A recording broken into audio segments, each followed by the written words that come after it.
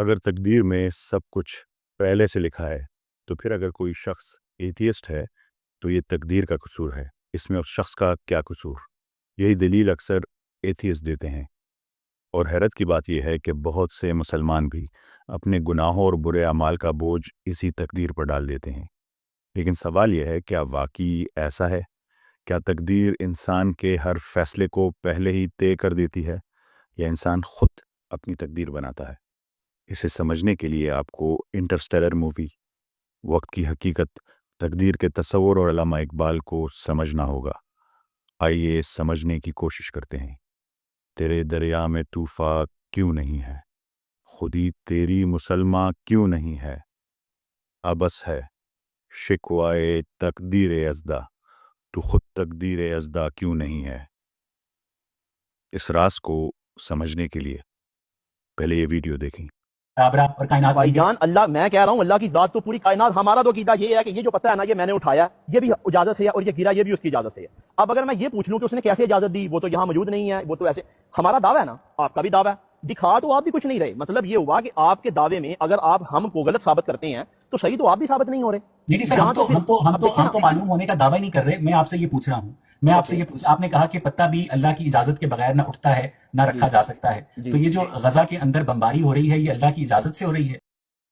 ابھی جو ڈیبیٹ آپ نے سنی، اس میں سورہ انعام کی آیت 59 کا حوالہ دیا گیا ہے کہ کوئی پتا نہیں گرتا مگر اللہ اسے جانتا ہے۔ یہاں لفظ آیا ہے یعلمھا، یعنی اللہ کو علم ہے، لیکن اکثر لوگ اس آیت کو غلط پیش کرتے ہیں، وہ علم کو اجازت یا مرضی سے بدل دیتے ہیں، اور یہ بہت بڑی غلط فہمی ہے۔ اللہ تعالیٰ کو علم ہے کہ زمین پر کوئی پتا بھی گرتا ہے، ہر وہ پتا جو زمین پر گرتا ہے یا ہر وہ پتا جو فیوچر میں گرے گا، اللہ تعالیٰ کو اس کا علم ہے، یہ اللہ کا علم ہے۔ مگر اللہ کی مرضی یہ ہے کہ انسان کو آزاد ارادہ دیا جائے تاکہ وہ اپنی مرضی اور فیصلے سے نیکی یا برائی کا انتخاب کرے۔ پھر ایتھیسٹ پوچھ سکتا ہے کہ مستقبل کا علم کیسے ممکن ہے؟ اگر آپ اسے انسانی سطح پر سمجھنا چاہتے ہیں کہ کسی کو مستقبل کا علم کیسے ہو سکتا ہے، تو انٹرسٹیلر مووی کا وہ مشہور سین یاد کریں جب مرکزی کردار کوپر ٹیزریکٹ یعنی 5ویں ڈائمنشن میں داخل ہوتا ہے۔ وہاں اس کے لیے ماضی، حال اور مستقبل ایک ساتھ موجود ہوتے ہیں۔ وہ اپنی بیٹی کا ماضی، حال اور مستقبل ایک ساتھ دیکھ سکتا ہے۔ وقت اس کے لیے بہنے والی چیز نہیں رہتی، بلکہ اسپیس کی طرح محسوس ہوتا ہے۔ جیسے آپ دائیں بائیں یا اوپر نیچے حرکت کر سکتے ہیں، ویسے ہی وہ وقت میں حرکت کر سکتا ہے، in past, present and future. یہ خیال سادہ فلمی تصور نہیں، یہ کپتون کا بنایا ہوا سائنٹیفک کنسپٹ ہے۔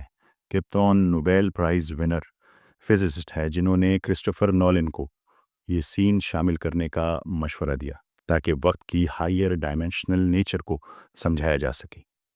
تو سوچیں، اگر ایک 5ویں ڈائمنشن کا وجود ماضی، حال اور مستقبل ایک ساتھ دیکھ سکتا ہے، تو اللہ تعالیٰ جو ان تمام ڈائمنشن سے کہیں اوپر ہے، جو اسٹرنگ تھیوری کی 11 ڈائمنشن سے بھی ماورا ہے، اس کے لیے تو یہ کوئی مشکل بات ہی نہیں کہ وہ پاسٹ، پریزنٹ، فیوچر کو ایک ساتھ جانتا ہو۔ یہ تو آپ کی اپنی سائنس کہتی ہے، کپتون کہتا ہے، تو بات یہی صاف ہو جاتی ہے۔ اللہ کا علم اجازت نہیں، مرضی نہیں، اس کے پاس ہر چیز کا علم ہے، مگر عمل کرنے یا نہ کرنے کا اختیار انسان کو دیا گیا ہے۔ اب دوسرا سوال آتا ہے، جو غزہ میں بمباری ہو رہی ہے، کیا وہ بھی اللہ کی اجازت یا مرضی سے ہو رہی ہے؟ نہیں، یہ اجازت نہیں، یہ فری ول ہے۔ اللہ تعالیٰ نے انسان کو اختیار دیا ہے کہ وہ اچھائی چنے یا برائی، جیسے قرآن میں سورہ شمس میں فرمایا بسم اللہ الرحمن الرحیم فَأَلْهَمَهَا فُجُورَهَا وَتَقْوَاهَا، یعنی ہم نے انسان میں برائی بھی رکھ دی اور اچھائی بھی۔ اب وہ خود چنے کہ کس راہ پر جانا چاہتا ہے۔ یہی واقعہ قرآن شریف میں سب سے پہلے سنایا گیا کہ جب اللہ تعالیٰ نے حضرت آدم علیہ السلام کو ایک درخت کے قریب جانے سے منع فرمایا، مگر وہ پھر بھی اسی کے قریب گئے۔ کوئی آدم علیہ السلام نے اللہ کے حکم کی نافرمانی کی۔ اللہ تعالیٰ نے یہ قصہ محض ایک داستان کے طور پر نہیں سنایا، بلکہ ایک بنیادی حقیقت سمجھانے کے لیے کہ اس دنیا میں تمہیں اختیار دیا گیا ہے، تم چاہو تو اللہ کے حکم کے مطابق زندگی گزارو اور چاہو تو اس کی خلاف ورزی کرو، لیکن یاد رکھو اختیار کے ساتھ جواب دہی بھی آتی ہے۔ یہی انسان کی اصل آزمائش ہے اور یہی انسان کی زندگی کا مقصد ہے۔ خزاں میں جو کچھ ہو رہا ہے وہ نیتن یاہو اور اس کے ساتھیوں کا فیصلہ ہے۔ انہوں نے برائی چنی، اور جو مسلمان خاموش ہیں، طاقت رکھتے ہوئے بھی مدد نہیں کر رہے، انہوں نے بھی برائی چنی ہے۔ تو گناہ صرف حملہ آوروں کا نہیں، بلکہ ان کا بھی ہے جنہوں نے ظالم کے خلاف کھڑا ہونا چھوڑ دیا۔ اللہ تعالیٰ نے سب کو اختیار دیا ہے، اچھائی چنو تو کامیابی، برائی چنو تو بربادی۔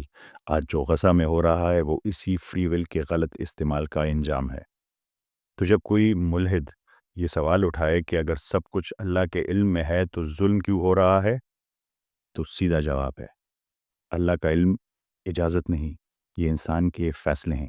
اس نے ہمیں آزاد پیدا کیا ہے تاکہ امتحان ہو کہ کون حق چنتا ہے اور کون باطل۔ جب انسان اپنے گناہوں اور برے اعمال کا الزام تقدیر پر ڈال دیتا ہے تو وہ دراصل وہی خطرناک راستہ اپنا لیتا ہے جسے مولانا رومی اور علامہ اقبال نے شیطانی دلیل کہا تھا۔ اقبال نے اسی تصور کو محض بیان نہیں کیا، انہوں نے اسے ایک زندہ مکالمے میں ڈھال دیا، جہاں ابلیس اللہ کے سامنے یہ جواز پیش کرتا ہے کہ آدم کو سجدہ نہ کرنا تو اس کی تقدیر میں لکھا تھا۔